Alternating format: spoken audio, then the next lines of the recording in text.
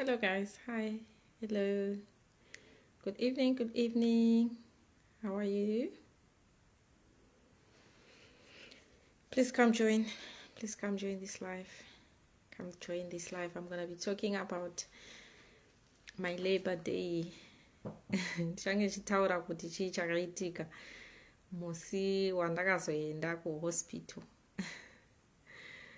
Come join me guys. Come join me. You are welcome to come and join.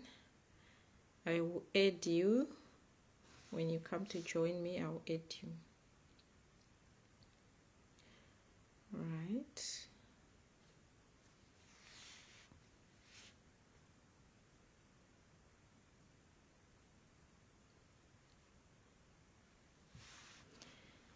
Okay guys. My connection is a bit slow, but I'm going to talk. Okay, that morning. So I just woke up guys, and it was a routine. I woke up. I usually woke up at sorry about that.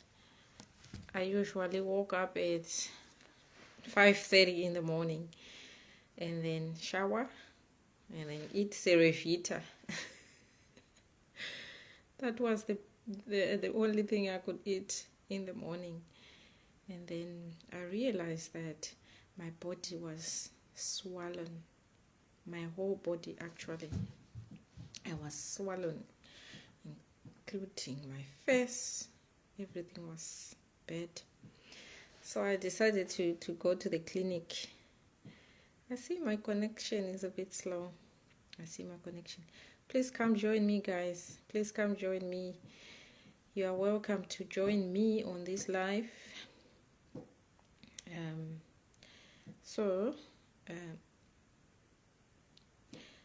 I went to the clinic, and then when I got to the clinic, the nurses were very nice.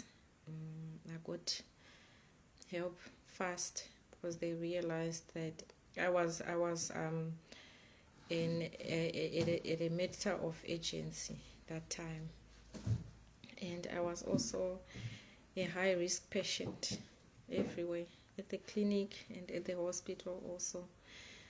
So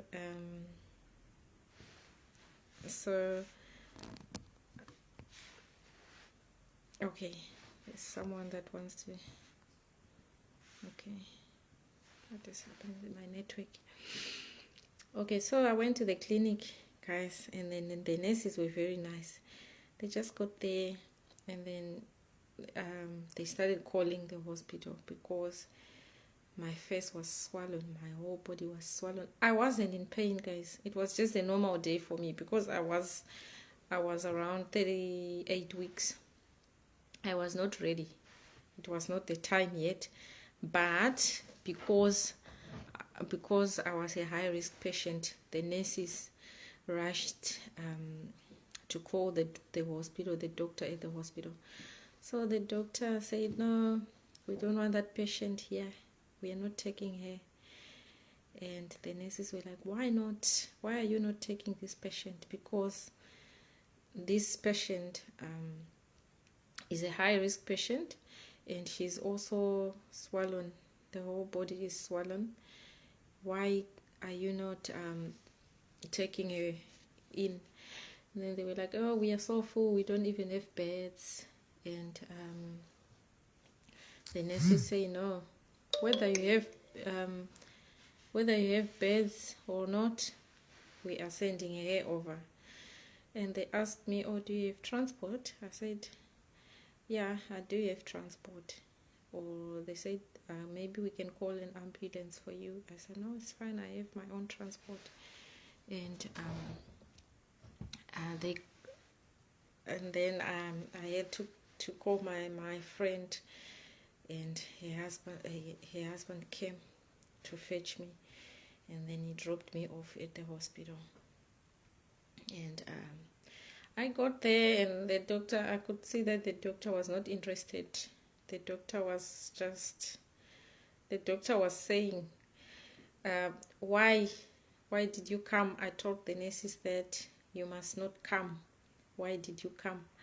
And I said to them, but the nurses told me to come here, and then I can't just go home.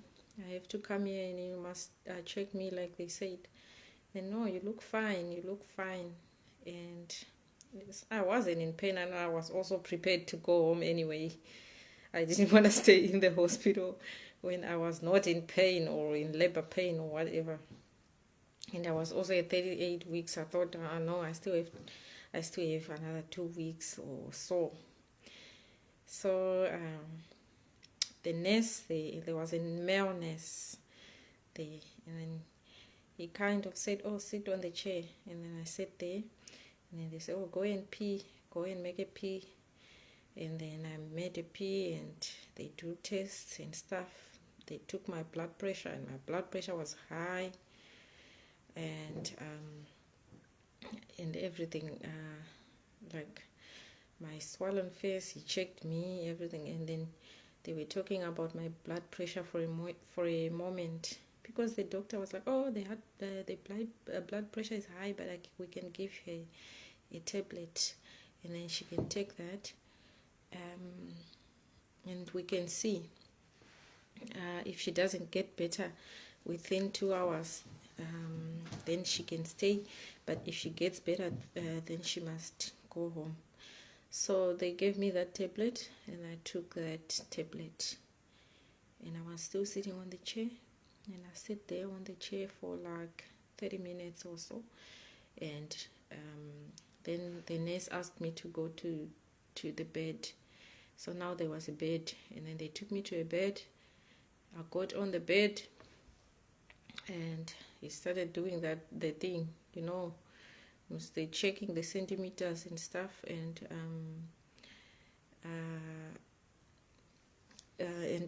they put that belt, that belt they put around the waist to check the contractions and stuff. There was no contractions. There was nothing, guys. There was nothing. At some point I was wondering, what am I doing here too? So there was nothing at all. And then he just said, oh, get off the bed, and then you can sit on the chair. And then I sat on the chair for another 2 hours or so. And then I think that nurse convinced the doctor for me to stay. I could literally hear him say, oh, doctor, can you please let her stay for can you let her stay for a night, and then we can see in the morning if she doesn't have any contractions, then she can go home. So the doctor came around, and then I got to be given a bed, and then I went on the bed, and I didn't have anything, because remember, they just hurried me up to say go to the hospital. I didn't even have my bag or anything, or even a little blanket, when you go to the hospital. But during that time, it was COVID time.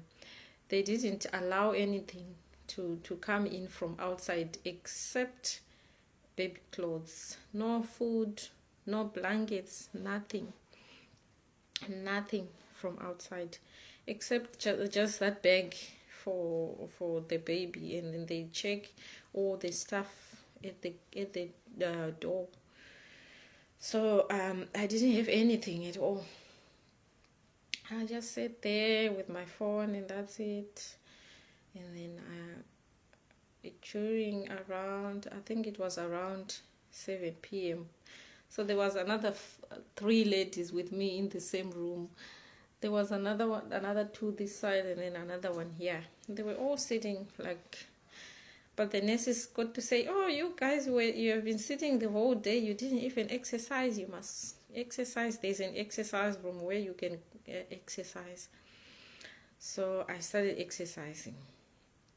And I started walking up and down, that whole passage. It's a long passage. And then I walked there. Like for hours, guys. I walked there for hours. And then the nurse said, hey, my darling, why are you working so hard? You are not even in labor. We don't expect you to be in labor tonight. We are just checking your blood pressure. Remember, you are still at 38 weeks. They might still be, so don't give yourself pressure or anything. So I just said, okay, let me see what's going on. Let me see what is going on. And then I walked. It was now night time. 8, I walked 9, I walked 10, I walked. And then at around 10, she said, no, it's enough now. It's enough, you can go sleep. And then I went and slept for an hour. When it was around 11:30, and then I was catching my sleep, guys, I just said, pah, on my bed. And then I touched my bed. And then I realized, oh, my bed was wet. The water broke. The waters broke, guys. I didn't expect anything. I didn't expect to be in labor or to give birth. At that time, I went to the hospital. So I said, nurse, sister. She said, what's wrong? I said, my water broke. She said, did it break? I said, yes. And then she said, get down and come to the, there is a labor room. You don't just give birth anywhere, everywhere else on any bed. There is a labor room where you can go on that bed and give birth, and then you can go back to your normal bed. So I went to the labor bed, and then she checked me, and then she said, oh, okay, yeah, we see your water broke, and then you are 9 centimeters. And I was, oh, okay. And then the pain started right at about that time, guys. And then I started walking then. And I started walking slowly.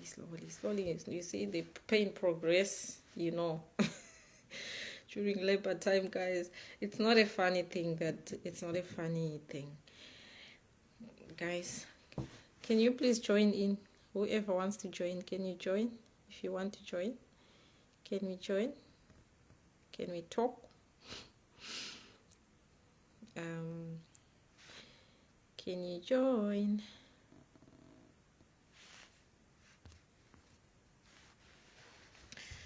Okay, so I went to the labor room. I started walking, guys. I started walking up and down, and she was checking, and I was like, it was now around 1 a.m. and then it was all pain until I gave birth at around 7:30, I think. Yeah, 7:30 a.m. It was a Friday morning then. So around that time, when I was almost about two, and I said, sister, the baby wants to come. But when the baby wants to come, you feel that urge to push. And I felt that urge for a long time. But then they said, oh no, don't push yet. But I felt like the urge was there.